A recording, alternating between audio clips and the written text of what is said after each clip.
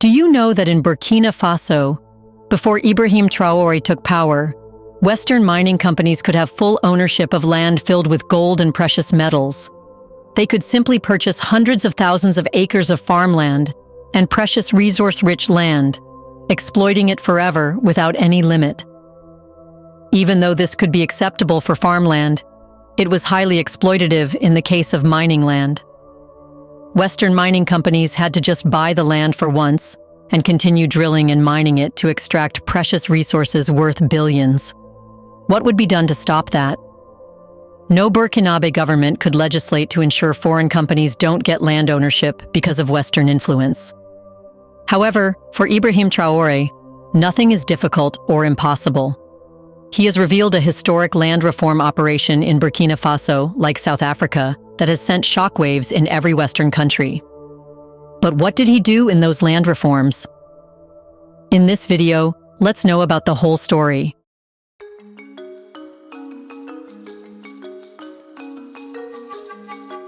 Ibrahim Traoré's land reform policies in Burkina Faso have sent shockwaves across the globe, particularly in Western countries that have historically exploited Africa's vast land and mineral resources. For the first time in history, Burkina Faso has implemented strict regulations that prohibit foreign ownership of both agricultural and mining land, a move that directly disrupts the Western stranglehold on Africa's natural wealth. Before Traoré came to power, foreign corporations, primarily Western mining companies, could purchase land outright in Burkina Faso. This gave them unchecked control over vast tracts of mineral-rich land, which they could exploit indefinitely without any restrictions. These corporations only paid for the land once, but continued extracting resources worth billions, with virtually no long-term benefit to the Burkinabe people. Wealth and precious resources were sent to the home countries of the companies, giving only poverty to the local population and feeding on the future of the Burkinabe people. Unlike leasing arrangements, where revenues and contractual terms could be periodically reviewed, land ownership allowed foreign corporations to hold permanent, irrevocable rights over Burkina Faso's most valuable resources. This was not just a matter of economic exploitation, it was a national security threat. The ability of foreign entities to purchase land meant that entire regions of Burkina Faso were effectively under Western corporate control, limiting government oversight and preventing local communities from benefiting from their own natural wealth. This system mirrored colonial-era land dispossession, where African land was sold off cheaply while its people remained poor. Despite the obvious injustice of this arrangement, no previous Burkinabe government was able to challenge it due to the overwhelming political and economic influence of Western powers. International financial institutions, donor agencies, and Western embassies exerted pressure to preserve foreign land ownership rights, ensuring that African nations remained dependent on external investment rather than self-sufficient economic policies. In this respect, Ibrahim Traoré's decision to restore land ownership exclusively to the Burkinabe people is a monumental shift in Burkina Faso's economic and political trajectory. For decades, the country had been caught in a neocolonial economic trap, where foreign companies, predominantly Western, controlled vast tracts of agricultural and mining land, extracting resources and wealth without proportionally benefiting the local population.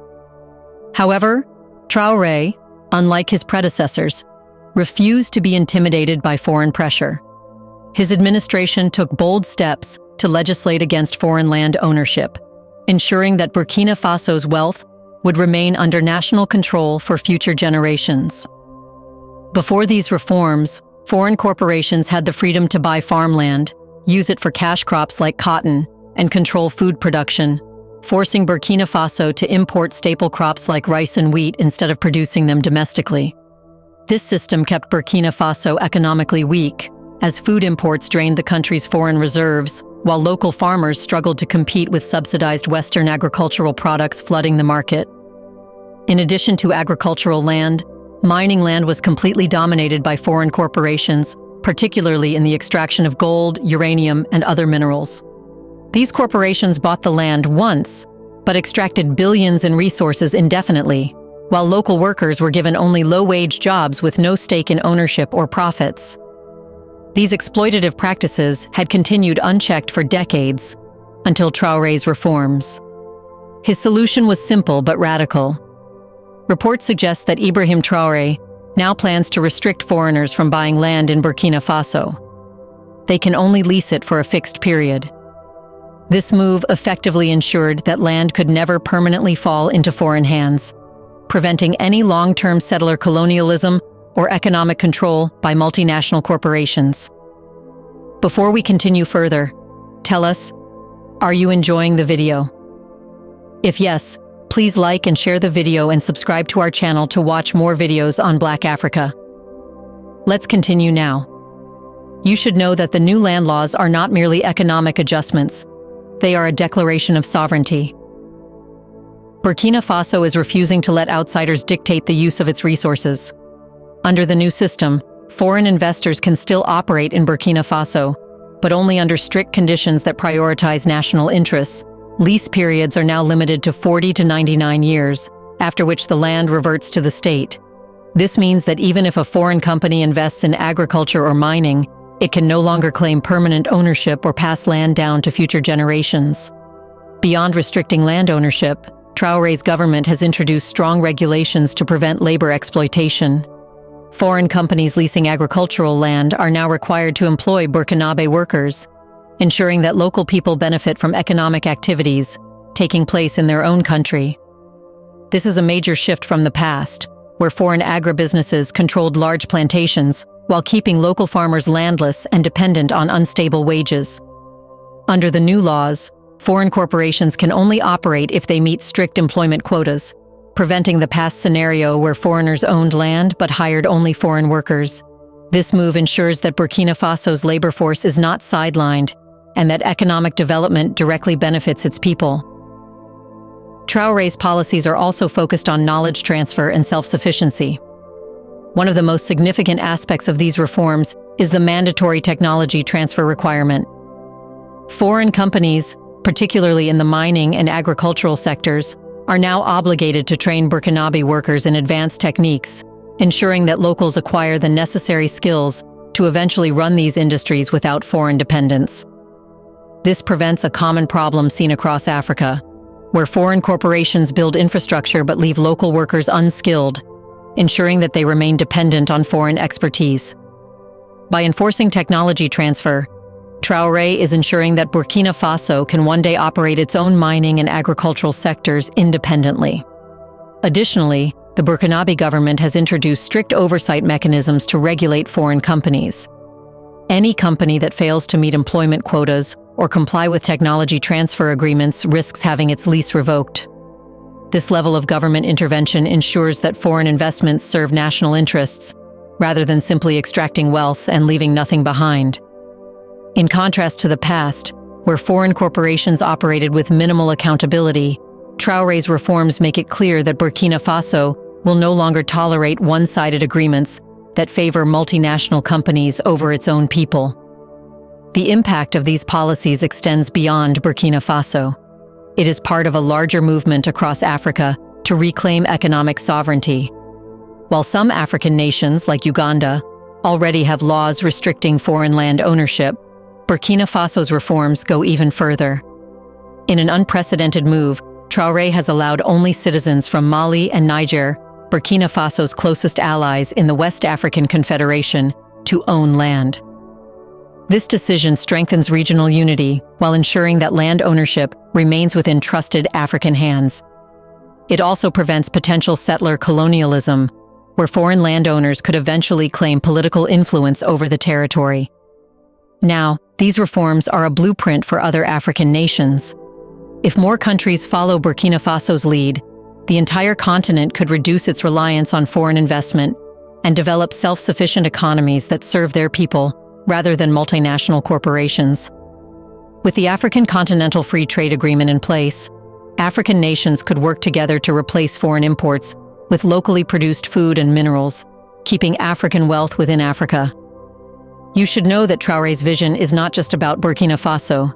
It is about inspiring a continental shift toward economic independence. And this is creating a wave of panic in the West. One of the primary reasons for Western panic is the massive financial loss that their mining corporations will suffer. For years, Western mining companies have enjoyed near-total control over Burkina Faso's gold, uranium, and other mineral resources. Burkina Faso received minimal royalties, as previous policies were designed to favor corporate profits over national interests. Local workers were hired for low wages, while the bulk of the wealth left the country, benefiting foreign shareholders rather than Burkinabe citizens.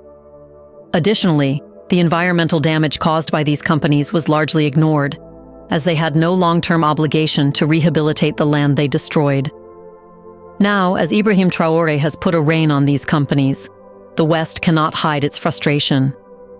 This is why Western media and governments have reacted with alarm, portraying Traoré's policies as radical and anti-investment. In reality, they are not concerned about Burkina Faso's economic growth. They are afraid that other African nations will follow Traoré's example and reclaim control over their own land and resources. Already, land reforms in South Africa have caused a stir in the United States, with Donald Trump personally showing grievances. He has ended aid to South Africa and plans to impose harsher policies to reverse the land reforms. All this is to prevent the white population from losing land, which is planned to be given to local farmers. Now, in the case of Burkina Faso, Western media outlets have already labeled these reforms as extreme, warning that they will scare away investors.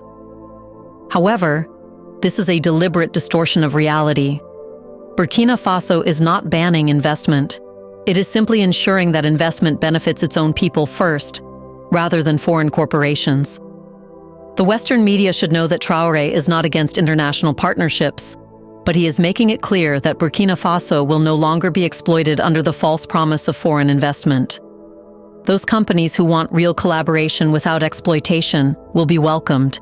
However, those who have plans for looting will never come in the first place. Traoré's land reforms mark the beginning of a new era for Africa. Western nations never expected a leader to challenge their economic grip so aggressively. And now that Burkina Faso has set this precedent, other African nations will be emboldened to follow suit. Soon, we will be seeing more African countries bringing in land reforms which will create more panic in the West. What do you think? Should Burkina Faso give land on lease to foreign companies instead of selling it and giving up full ownership? Isn't it true that no Western country would allow an African company to own land from where precious resources can be extracted forever?